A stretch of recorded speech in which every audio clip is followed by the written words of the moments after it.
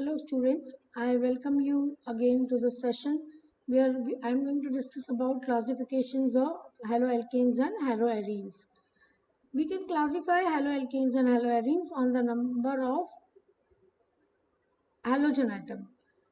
The basis we are going to take is the number of halogen atom.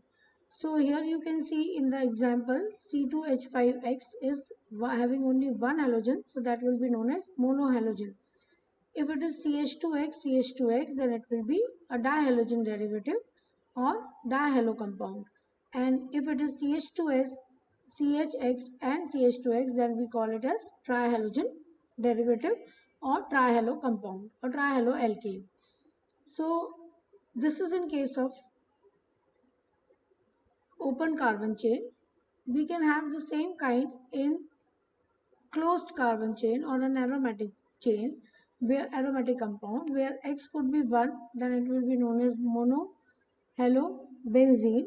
If there are two X, then that will be dihalogen derivative or dihalobenzene, and if there are three X, then that will be known as trihalogen or trihalo derivative.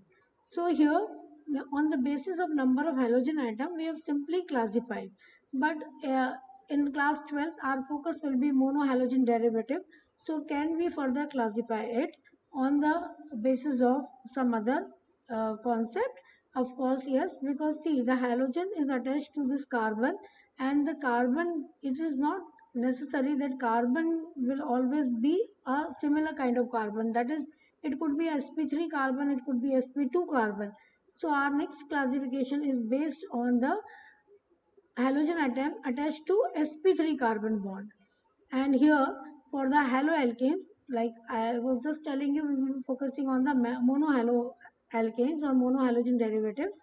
So here, depending upon the value of alkyl radical, it could be 1 degree, 2 degree and 3 degree. Now what do I mean by saying 1, 2 and 3 degree? This is primary, secondary and tertiary carbon atom to which the halogen is attached. Now how will you say that what is 1 degree, 2 degree and 3 degree? Here you can see the example given as CH3CH2X. Here the carbon to which the halogen is attached. Now to this carbon the halogen is attached as X is sp3 bonded. How? Because it is single bonded. So if a single bond tetravalent carbon is there, that is sp3 hybridization. This is in turn attached to this carbon which I am marking here. So this is only one carbon, so this is called 1 degree carbon. If the carbon to which the functional group is attached, the carbon to which the functional group is attached is directly linked to two carbon atoms, 1 and 2, then this will be known as 2 degree or secondary carbon atom. So this will be primary halide, this will be secondary halide. Similarly, for a tertiary halide, the carbon to which the X is bonded should be bonded to three different other carbon atoms. So that will be 3 degree halide or a tertiary halide. Here you can count, this is 1 carbon, 2 carbon and 3. How this definition is given? This is with respect to the carbon to which the functional group is bonded. While counting, you will not take this carbon into account to which the functional group is bonded. This is directly bonded to 1, 2 and 3, hence it is a tertiary halide. Now mind it, the halogen atom is one only, so it is a class which is described for monohaloalkanes. Now this carbon which is bonded to halogen is sp3 in this particular case, and the neighboring carbon is also sp3. Now there is a possibility that the neighboring carbon is sp2. In that case we will call it as allylic halide.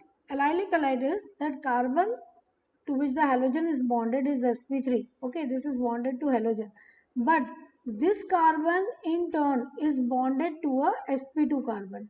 So carbon which is sp3 carbon to which the halogen is attached, that is X is attached, is bonded to a carbon which is a double bonded carbon. That means it is an sp2 carbon atom, right? So here you can see the example of allylic halide. Basically what is that? We call it this as allyl radical, what we have learned in class 11. So now focus here now. The carbon to which halogen is bonded, this is sp3 because this is a single bonded carbon, right? and this in turn is bonded to a double bonded carbon, which is sp2. So that frames a class of compound called allylic halides. This could also be possible in a closed chain where this carbon to which halogen is attached is sp3 and the next neighboring carbon is sp2 because this is double bonded.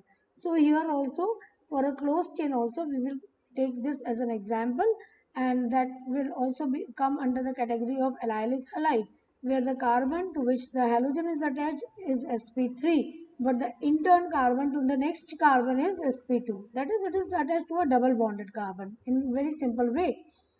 There could be another type where the carbon which is sp3 is having halogen but that is attached to a benzene ring, that is a alternate conjugated pi system, that is alternate double bond, and you know that forms benzene molecule. So here this is attached to benzene ring, and the same thing is here. This is sp3 which is attached to sp2 but that is a benzene molecule as a whole as a conjugated system, and this is known as benzylic halide specifically for benzene. This carbon could be substituted also, like if we can replace this carbon by R over here or R and H or maybe any other substitution we can show, but this in turn is attached to a benzene ring, so that will also comes under benzylic halide. Then like in this particular case is what we have discussed, the carbon to which X was attached was sp3. Can carbon to which X is attached can directly be sp2? Yes, it could be. And in that case, the classification has only two types, vinylic halides and aryl halides.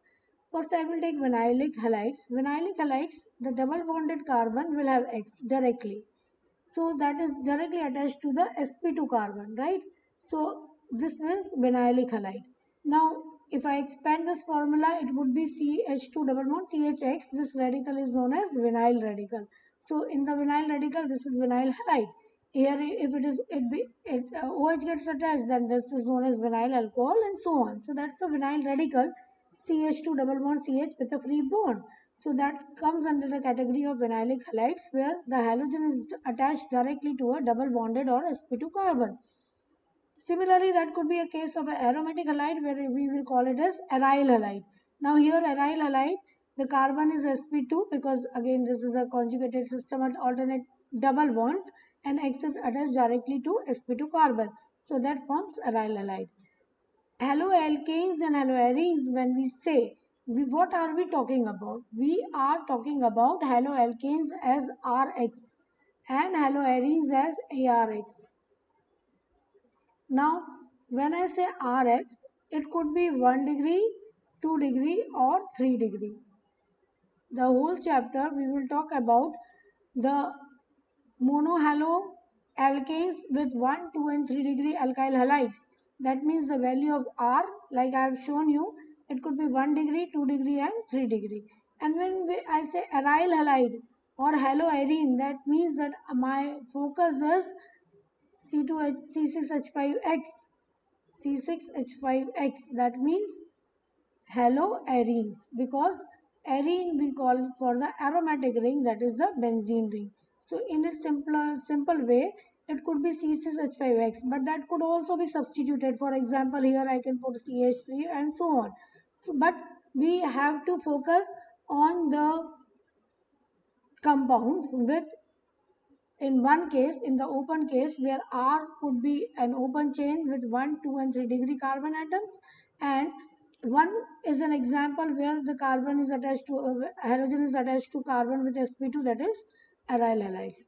So that is all for today's class. I hope this concept is clear to you guys. You can leave comment in the comment box if anything you are unable to understand. Thank you so very much for watching this video.